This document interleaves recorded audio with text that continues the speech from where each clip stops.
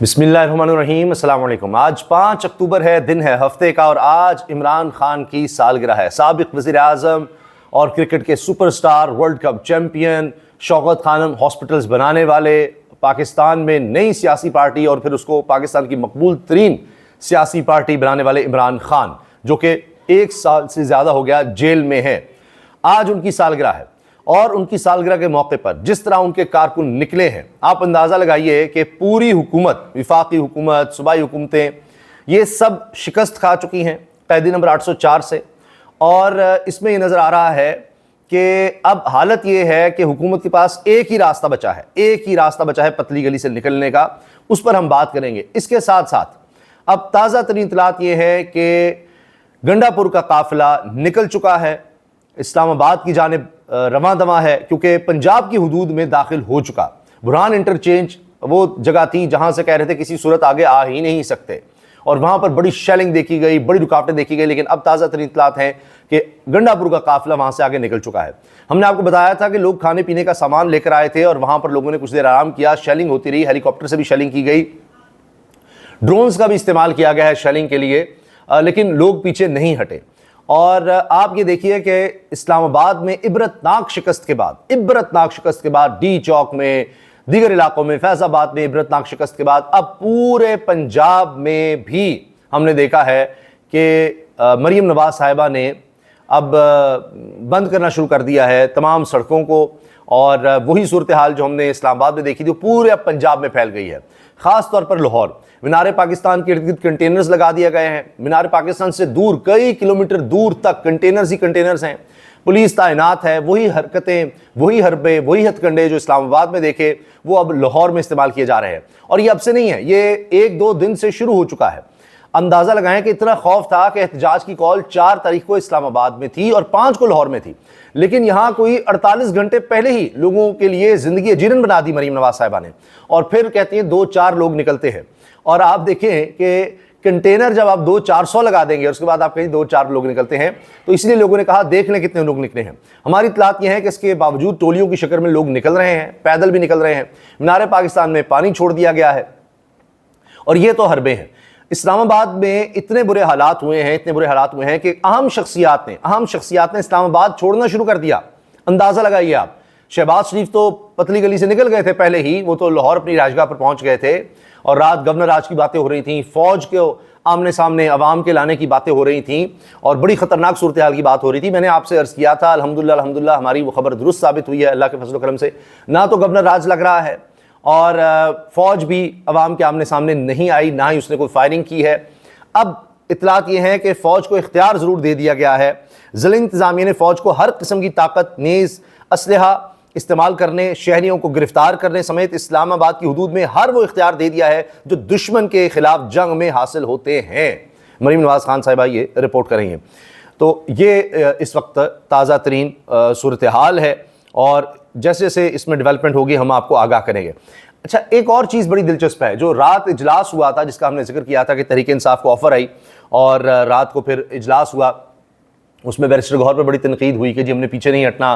फिर मैंने आप सर्च किया, आप पिछली वीडियोज़ में देख सकते हैं कि बाकी ज़्यादातर लोगों ने कहा कि नहीं, अब अवाम निकल आए हैं और कोई इमरान खान को पैगाम ना पहुंचाए, कोई इस तरह से मिसलीड ना करे, मिसगाइड ना करे इमरान खान को।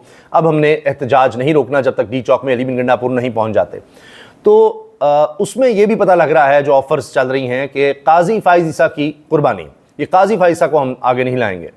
अब ये तो नज़र ही आ रहा था, क्योंकि जिस तरह तमाम वकला निकल आए हैं, इस्लामाबाद वफाकी दारुल हुकूमत की तमाम बार्स वो तो जीना हराम कर देंगी काजी फाइज ईसा का। उन्होंने सुप्रीम कोर्ट में बैठना होगा ना, अगर आईनी अदालत भी होती है या सुप्रीम कोर्ट में एक्सटेंशन मिलती, जो भी होता। फिर काजी साहब ने देखा अंगूर खट्टे हैं, तो उन्होंने भी खबर चलवा दी कि जी मैं तो नहीं ले रहा एक्सटेंशन भी, और आईनी अदालत नहीं जा रहा। फैसल वाडा ने भी तस्दीक कर दी। फिर उनकी अपनी बलूचिस्तान बार जो है पहले ही पीछे हट चुकी कि जी ये किसी सूरत हम 25 अक्टूबर के बाद काजी फाइज ईसा को मानेंगे ही नहीं। तो लिहाजा, और जजेस का इजलास भी हम आपको बता चुके हैं, 8 नहीं अब 10 जजेस का इजलास हो चुका है। तो नज़र आ रहा था कि अंगूर खट्टे हैं, बात बननी नहीं। तो अब पहला तो ये कहा जा रहा है कि अच्छा काजी फाइज ईसा ख़त्म, बाकी चीज़ों पर आ जाओ। यहाँ तक कोशिश हो रही है अब कि फजलुर रहमान साहब का जो ड्राफ्ट है पहले उसको मंजूर करवा लेते हैं, कुछ तो हो कि फजलुर रहमान साहब जिस पे एग्री करेंगे हम, कुछ तो शर्मिंदगी दूर होगी कि जी ये ड्राफ्ट है, बाकी फिर आहिस्ता बाद में देखी जाएगी। हुकूमत के पास एक ही ऑप्शन बची है कि इनको डी चौक आने दें, तहरीक इंसाफ को, इनको वहां पर अपना एहतजाज रिकॉर्ड करने दें। दूसरा ये कि शंघाई कॉन्फ्रेंस का बहाना बनाएं, बहुत अच्छा बहाना है इनके पास, और कहें क्योंकि ये हो रही है, हालात खराब हो रहे हैं, तो हम इसके बाद अब तरामीम को देख लेंगे, बस इतनी बात है, उसके बाद देखी जाएगी जी। तो 15-16 के बाद या 23 के बाद अब काजी साहब वाला तो मामला वैसे ही खत्म हो रहा है, नजर आ रहा है। बिलावल ने भी भांडा फोड़ दिया कि जी 25 से पहले पहले करना है। उसके अलावा हुकूमत के पास अब कोई रास्ता नहीं है। आप लाहौर बंद कर लें, जो मर्जी कर लें, 2 दिन से आपने पहली लाहौर वालों का जीना हराम किया हुआ है, लोगों को महसूर कर दिया, आप अंदाजा लगाइए घरों में। अब हाल ये हुआ है कि पुलिस भी खुद महसूर हो गई। अंदर की खबर यह है, रिजवान गिलज़ई जो ऑन ग्राउंड सहाफत कर रहे हैं, अपना भी यूट्यूब पर चैनल चलाते हैं और 3 के प्लेटफॉर्म से भी उनका बड़ा अच्छा चैनल है, नौजवान जो बड़े ऑथेंटिक जर्नलिस्ट हैं उनका। तो उन्होंने कहा है कि हमें नज़र आया है कि पुलिस वाले कहते हैं कि ये लोग जो बाहर निकले हैं ये हमारे बच्चों के मुस्तकबिल के लिए भी निकले हैं, हम अपने बहन भाइयों पर कितना जुल्म करें, तो वो भी उस तरह दिल से नहीं लड़ रहे और शेलिंग इतनी कर देते हैं कि अच्छा जी देखिए हमारे पास शेलिंग खत्म हो गया, हम क्या करें, ये आए वो आए। तो ये भी चीज़ हो रही है। अब हुकूमत ने एक और ब्लंडर ये किया है बेवकूफ़ी के, जी अवाम के सामने हम फौज को किस तरह से ले आए, इसलिए जी अवाम जो है जाने फौज आ जाए और फौज गिरफ्तार कर ले, फौज ये कर ले। पाकिस्तान की हिस्ट्री में 1971 की बात और है, वो तब मशरक़ी पाकिस्तान में फ़ौज का ऑपरेशन करवाया गया था। उसके बाद से आज तक हमने इस तरह से कोई एहतजाज हो रहा हो जो आईनी कानूनी हक़ है, उसमें फ़ौज का इस्तेमाल नहीं देखा। बाकी इतनी फोर्सेस होती हैं, असलहे के साथ होती हैं, पैरामिलिट्री फोर्स जिनमें रेंजर्स, FC, लेवीज़ है, तो उनका इस्तेमाल किया जा सकता है। तो फ़ौज को सामने लाने की क्या ज़रूरत है। अब जनाब रुकना तो है नहीं, मंजिल डी चौक अलीबिन गंडापुर के काफिला बुरहान इंटरेंज से आगे निकल गया। फिर सुबह सवेरे भी इस्लामाबाद की सड़कों पर कैदी नंबर 804 के नारे, इमरान खान की सालगिरह पर उनके नारे लग रहे हैं, उनको तोहफा मिल रहा है कि जी कारकुन नहीं जा रहे।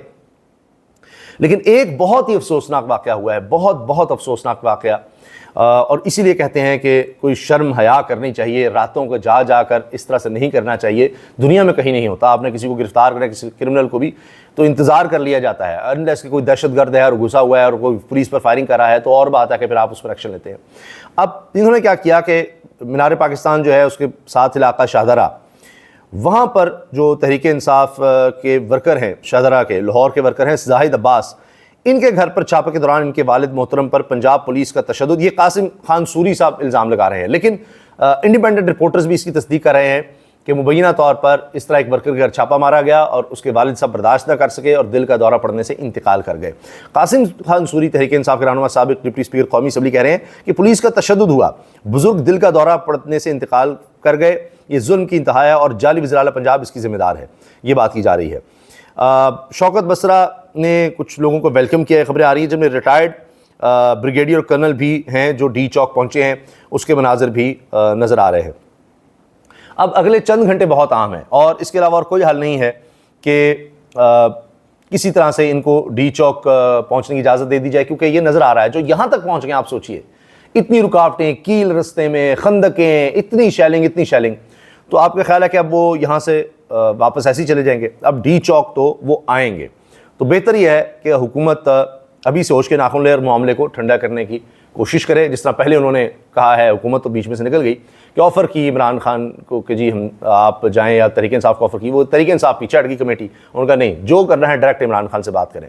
तो इमरान खान को जो अब तक नज़र आ रहा है वो लगता ही है कि ऑफ़र जो है काजी फैसल साहब वाली तो है, लेकिन अब बात इससे आगे बढ़ चुकी है। सिर्फ काजी फैसल नहीं, जो आईनी तरमीम है उनको पूरा देखना होगा और देखते हैं कि अब क्या होता है।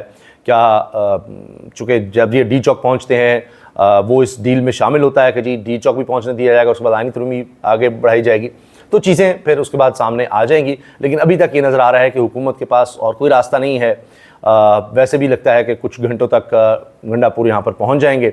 अब देखिए कि कितनी अजीब बात है कि हुकूमत ने इतना कुछ कर लिया, फिर भी इनका हाल ये हुआ कि अहम शख्सियत के बारे में अब ये बात आ रही है कि शायद उसका भी कोई इस्तीफ़ा आ जाए, क्योंकि इतनी मुसलसल नाकामियाँ हुई हैं और इनमें अहम वज़रा भी शामिल हैं जिनमें से किसी का इस्तीफ़ा आ सकता है। हमने आपको खबर दे दी हुई है कि आज़म नज़ीर तारड़ वज़ीर क़ानून से लाहौर बार ने पहले ही इस्तीफ़ा तलब कर लिया हुआ है और सेनेटर सादिया अब्बासी जो शाहिद खान अब्बासी की बहन है, नून लीग की सेनेटर हैं, उन्होंने कह दिया है कि मैं किसी सूरत वोट नहीं दूंगी नून लीग को। तो ये जो 64A की उन्होंने तशरीह करवाई है वो इनके अपने ही गले पड़ गई है, क्योंकि अब उनका वोट तो काउंट होगा, तो वो इसके तरमीम के ख़िलाफ़ ही जाएंगी या वोट नहीं डालेंगी। उसके बाद जो होगा वो देखा जाएगा। तो हुकूमत को उल्टा लेने के देने पड़े हुए हैं, लेकिन अभी तक वही है कि जहालत, बेवकूफ़ी, हठधर्मी, तकब्बुर है कि अभी तक शर्मिंदगी के बावजूद, पसपाई के बावजूद अभी तक है वो उस तरह से बात नहीं मान रहे। लेकिन आप देख रहे हैं कि माहौल बड़ी तेज़ी से इस्लामाबाद का, शहर इक़्तिदार का बदलता चला जा रहा है। इजाज़त दीजिए, अल्लाह हाफ़िज़।